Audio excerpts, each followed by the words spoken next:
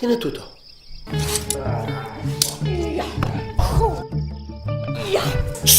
Παναγιά μου, βοηθά! Βοήθα, τσιμίγε. Βοηθά, κομμάκι. Κομμάκι. Κομμάκι, τι κομμάκι? Κομμάκι, πε βάλουμε πίνω ρε. Τι κάνετε με τα πράγματά μου? Τι? Τι?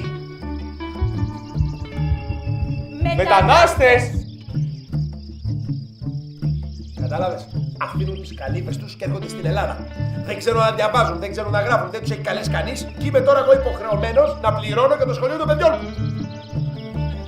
Να σε ρωτήσω κάτι. Τι? Πόσο χρονών είσαι? Να μη σε νοιάζει. Έλα ρε, πες μου επιτέλους. Ο αέρας, τα δέντρα, το νερό, δικά σας. Και βέβαια, εσύ τι νόμιζες? Εδώ γεννήθηκα εγώ. Εσύ, Μέση Ανατολή. Εκεί να πάτε. Δεν σας κάλασε κανείς. Ακριβώς. Έχει γεμίσει ο τόπος από δάφτους. Να πλύνετε τα αμάξι. Γιάννη! Πύρο! Κίμουν, Εσύ από πού τα αγαπάς το κορίτσι από το Πακιστάν? Μπορώ να γίνει χαμός. Έλα, γυρίζετε. Τα μαμ. Τι? Εντάξει. Γαμπούλ. Τι? Εντάξει.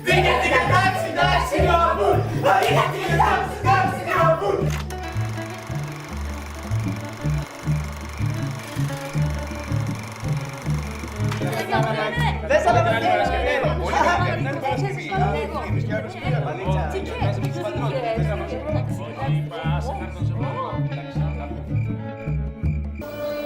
Μας άρεσε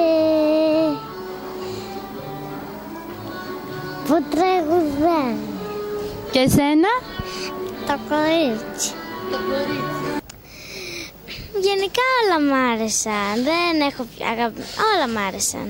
Τα κουστούμια, τα τραγούδια. Ναι. Ποιος ήταν ο αγαπημένος σου ηθοποιός από αυτούς που είδες? Ποιος ρόλος άρεσε πιο πολύ? Μ' άρεσε πιο πολύ ο Έλληνας ο πατέρας. Μια διαφωνία έχω στο ότι εγώ σαν εκπαιδευτικός δεν έχω βιώσει αυτό που περιγράφεται μέσα. Δηλαδή δεν έχω βιώσει ότι οι δάσκαλοι είναι αρνητικοί με τα ξένα τα παιδιά, με τους μετανάστες, ή τα παιδιά, οι Έλληνες, είναι αρνητικοί με τους συμμαθητές τους. Εγώ είμαι στο σχολείο 15 χρόνια και έχω δει ότι και οι δάσκαλοι και οι καθηγητές προσπαθούμε πάρα πολύ να τους εντάξουμε. Δηλαδή αυτό το πράγμα είναι λίγο αδική, τον εκπαιδευτικό κόσμο. Δεν είναι έτσι. Ούτε ο Έλληνας είναι αυτός ο τύπος που περιγράφεται. Δεν είναι έτσι ο Έλληνας. Ο Έλληνας είναι φιλόξενος άνθρωπος. Υπάρχει βέβαια μια ξενοφοβία, αλλά δεν είναι ο αντιπροσωπευτικός τύπος του Έλληνα. Φρέσκια, μοντέρνα, εύκολη και για τα παιδιά και ευχάριστη για μας. Εγώ θαυμάζω χρόνια τον κύριο Κουκαλάνη, ο οποίος είναι ο πρωταγωνιστής, είναι εξαιρετικός, παρακολουθώ κάθε του βήμα. Η μετάφραση ήταν εξαιρετική και η σκηνοθεσία. Μας άρεσε πάρα πολύ και το μήνυμα ήταν πολύ πρωτοποριακό για την Ελλάδα, γιατί έχουμε πολύ σοβαρό πρόβλημα ρατσισμού στη χώρα μας αυτή την περίοδο. Ότι δεν πρέπει να υπάρχει διαφορά ανάμεσα στους ανθρώπους, ότι όλοι οι άνθρωποι είναι το ίδιο πράγμα. Έτσι όπως ήταν συνδυασμένοι οι ήρωες και το story έδειχνε καθαρά και κάποιες εκδοχές ρατσισμού που εκδηλώνει η ελληνική κοινωνία, αλλά με μια θετική διάθεση μπορούμε να δούμε ότι η διαφορά μπορεί να είναι θετικό στην κοινωνία και όχι αρνητικό. Η συνύπαρξη δηλαδή μπορεί να φέρει θετικά αποτελέσματα και όχι αρνητικά. Ήρθαμε χωρίς παιδιά να δούμε αυτό το έργο, με τη λογική του ότι απευθύνεται και σε μεγάλους, γιατί το θέμα αφορά στους μετανάστες. Έτσι το επιλέξαμε και αποφάσισαμε να το δούμε και μας άρεσε και πολύ. Αγαπάμε και όλοι μαζί δουλεύουμε για ένα καλύτερο αύριο. Στους καιρούς που ζούμε πρέπει να δείξουμε στα παιδιά μας ότι όλοι οι άνθρωποι ζούμε κάτω από τον ίδιο ουρανό και από την ίδια σκηνή, και ότι υπάρχουν μόνο καλοί και κακοί άνθρωποι και όχι μαύροι, κίτρινοι ή κόκκινοι. Μ' άρεσε το μήνυμα για το ρατσισμό, συγκινήθηκα βασικά, γιατί έτσι είναι η πραγματικότητα τελικά.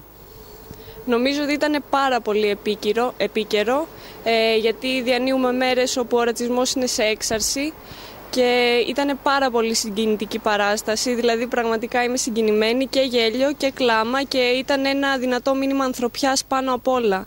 Και για τα παιδιά στο σχολείο, που τα πράγματα είναι εξαιρετικά άγρια και εκεί, για τα μικρά παιδιά, αλλά και για εμάς τους μεγάλους, που αυτό είναι μια αλήθεια και το παρουσιάζει η παράσταση, που κατηγορούμε αυτούς τους ανθρώπους ότι έρχονται και μας παίρνουν τις δουλειές. Πάρα πολύ ωραία παράσταση. Συγκινητική, πραγματικά να έρθουν όλοι να τη δουν. Ήταν εξαιρετική. Και μπράβο στους συντελεστές. Ευχαριστώ. Και εγώ πιστεύω, όπως είπαν και τα κορίτσια, ότι ο ρατσισμός σήμερα ημέρα είναι σε μια έξαρση, ας πούμε, και όλη αυτή η παράσταση ήταν μια γροθιά σε όλη αυτή την λαθασμένη νοοτροπία που μας έχουν περάσει, και πιστεύω ότι θα έπρεπε τέτοιου είδους παραστάσεις, ας πούμε, να παίζονται και περισσότερες φορές, και αν γίνεται, ας πούμε, κάποια στιγμή να παίξει και στην τηλεόραση για να το δουν κάποιοι που δεν μπορούν να έρθουν στο θέατρο.